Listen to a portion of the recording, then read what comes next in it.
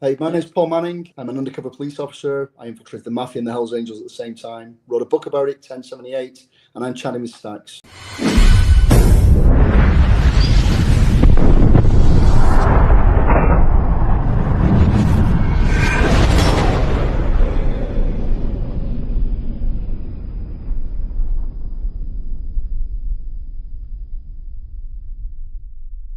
Welcome to this episode of Chatting with Staxx. I'm your host, Bill Staxx, and today I got Paul.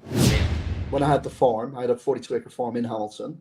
I had a guy that lived next door that was tied into the Italians, and then the president of the Hells Angels, his cousin lived across the road, and then 2 doors down was another Hells Angels sister. So I'd see him every week. They'd come down there every week, and they'd no issue. Wise guys, bikers. Everyone thinks you hear all these stuff. They told me they put contracts out on me, but all the guys that they told me put contracts out on me are now dead anyway. So there's nobody to pay this money. But wise guys and bikers aren't stupid. They're not stupid people. You don't get patched if you're stupid. You don't get made. You don't get made if you're stupid. These are all smart people. These are all alpha males, but they're all smart people, and they're not going to go to jail to prove a point. It's as simple as that. They've no interest in it. The deal's done.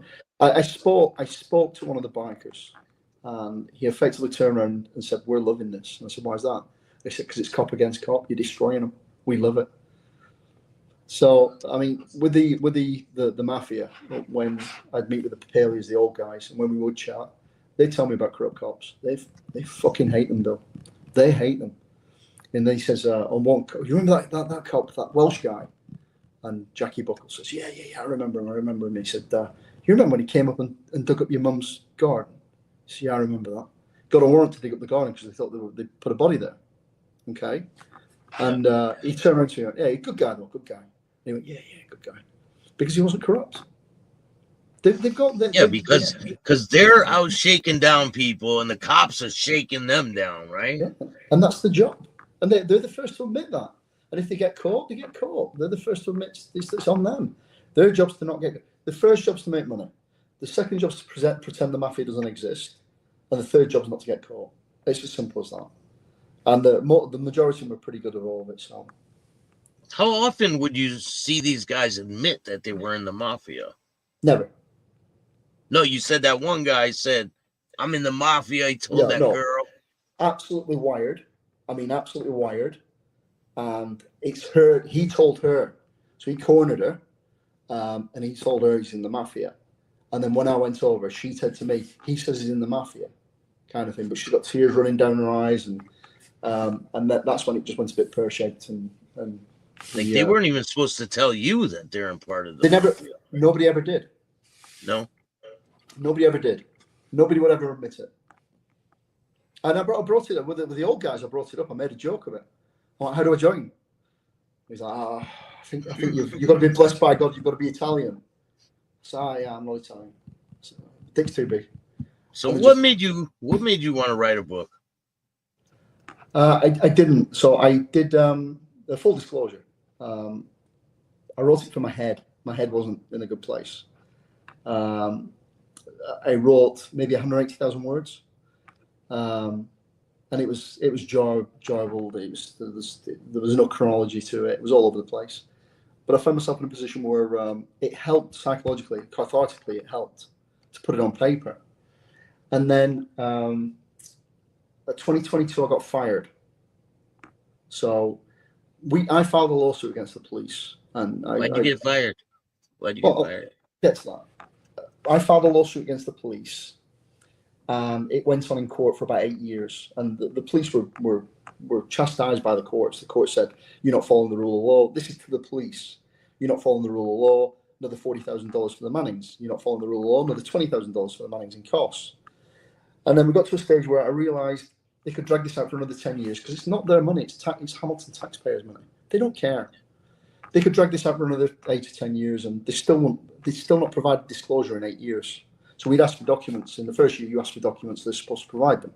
That's part of disclosure, discovery. And they not provided anything. And it got to the stage where I was asking for stuff I already had, for them to turn around and say, "Oh, this never existed." And then me go in court, me go, oh, I found a copy, and show them up for the liars they are. And then an opportunity came to resolve the lawsuits, and we resolved the lawsuit to the satisfaction of both parties. So there's no longer a lawsuit, okay? And then I get wages until I'm 65. So I get paid until I'm 65 full wages, right? Then I want to say about a week later, after we resolved the lawsuit to the satisfaction, I got about 400 police act charges in the mail. And they said they were going ahead with 8 of the charges. So 6 of those charges were me releasing information online about the city councillor that we were discussing earlier and the bribery that proved that he did it. 4 of them were me releasing information. 2 weren't even my posts. They were some other person's post that they thought I'd done. And then 1 was me telling the chief to go fuck himself, which in hindsight, you know what? If I got away with that, everyone would tell the bosses to go fuck themselves. So perhaps, yeah, they were right to chastise me for that.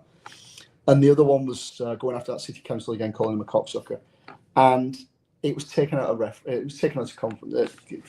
Effectively, he turned around and said he attacked the gay community. And again, you attack a community that's smaller than you and weaker than you, that the way it's perceived, then you're a bully. So I put something like, I don't know why this councillor is attacking the gay community because he's the biggest cocksucker in the city. And he took offence to that for some reason. I have no idea. So they had a police hearing. I didn't get involved in it in the slightest because I've got my wages till I'm 65. Why would I get involved? And then they fired me, and it was the media that told me I'd been fired for gross misconduct. Yeah, but would you want to be working for them anyway? Because once all this is going on, this is what I said. They were emailing probably 4 times a day, asking me to stop tweeting. I went to the police, the local police, and said, "You've got to stop these guys from emailing me. This is an employment issue. They've no right to be emailing me like this." And it was constant. And then the day that it was a report, they didn't even tell me I'd been fired. I've still got my badge and everything. It was the day I got fired. A reporter contacted me and said, "Have you got any comment?" I'm like, "Wow, what's going on?" They said, "Oh, you've been fired." Oh, all right, okay, fine. And Bill, I felt fucking great. Everything lifted. The only time I felt better is when I released the book the other week, because everybody knows now. Everybody knows the truth. There's no hiding from it. Yeah? They can't come out and say I'm lying because I'm going to sue the shit out of them for libel. I'm not a liar. Everything in there is 100% truthful. So it was a release. It was nice when they fired me. It's nice to be getting paid till I'm 65 as well, because that stands. And the resolution was nice as well. However, what they do is they tell a story. They go around. This is police chiefs and board members. They'll go around and say, "Oh, this guy's crazy. Be careful. Speak to him." They'll tell the media that. They'll go to reporters and say, "Be careful. He's delusional. He sees things that just aren't there." And when I've talked to other officers that have been treated this way, especially females that report sexual assault in the workplace, in the police workplace, they're told exactly the same. They're talked about exactly the same. This girl, you can't listen to this girl. She's crazy. She's emotional. She's hormonal. There's a pattern. There's a pattern to the way they deal with these things when it comes to whistleblowers. And I don't care. I'm seriously, I'm way past the point of fuck giving. They destroy my career intentionally. I'm not going to destroy anything of theirs, but I'm just going to make sure that everybody knows the truth.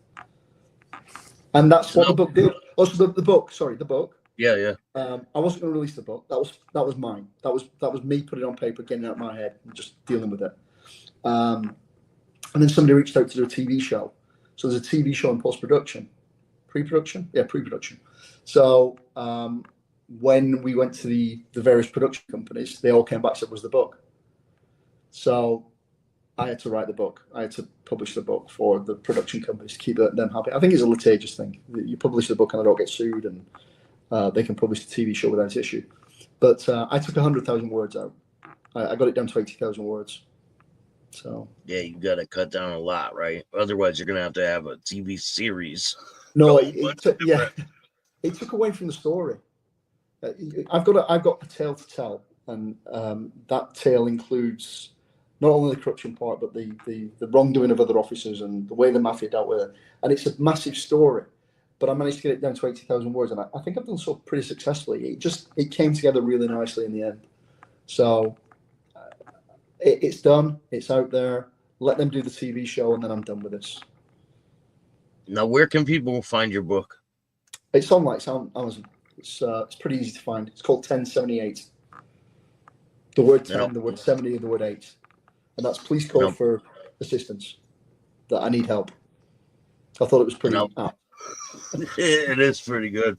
I'll put a link in the description of this video for your book. And thank you. This is a great story. Thank you. And I appreciate really it. I really do. wish you the best. I wish you the best on your endeavors.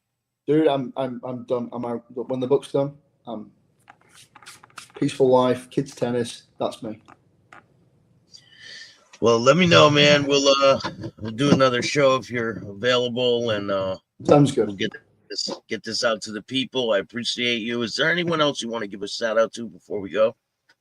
No, just the wife and kids for all the support they give me throughout this entire mess.